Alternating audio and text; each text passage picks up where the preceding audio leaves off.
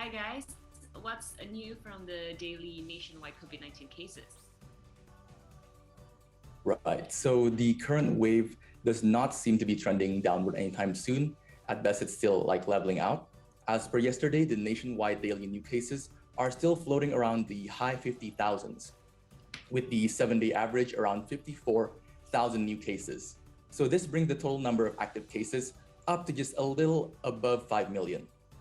Daily recoveries, meanwhile, are up to 34,000 as per yesterday, bringing the total number up to 4,400,000 plus recoveries.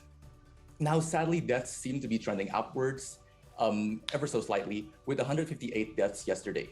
While still tragic to those who've lost loved ones, overall, the deaths of this current wave are nowhere near the numbers we saw in last July last year, which reached upwards of 2,000 dailies at its highest peak. So, as is evident now, as you guys mentioned before, the vaccinations are doing their job, and the Omicron variant doesn't seem to be as deadly as the previous Delta.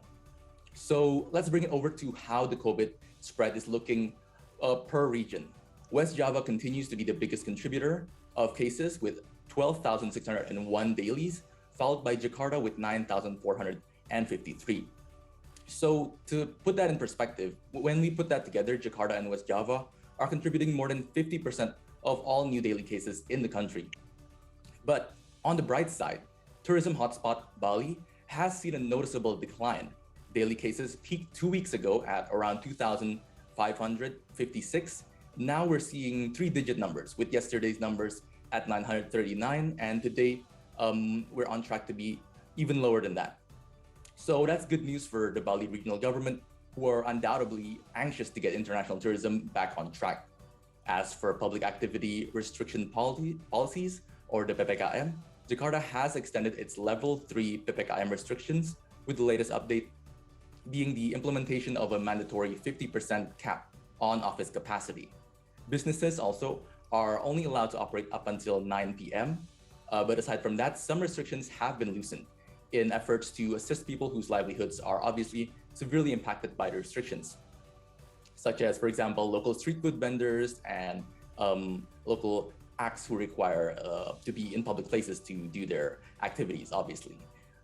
These businesses are allowed to continue to operate, albeit, of course, with strict health protocols in place. So the current PPKM level is set to be updated tomorrow, the 21st of February. But with the cases still on the rise, it's hard to see the PPKM level, at least in Jakarta and West Java, going down, at least for the time being. Back to the studio. All right, thank you so much, Arya, for the complete report. Please stay safe and stay healthy.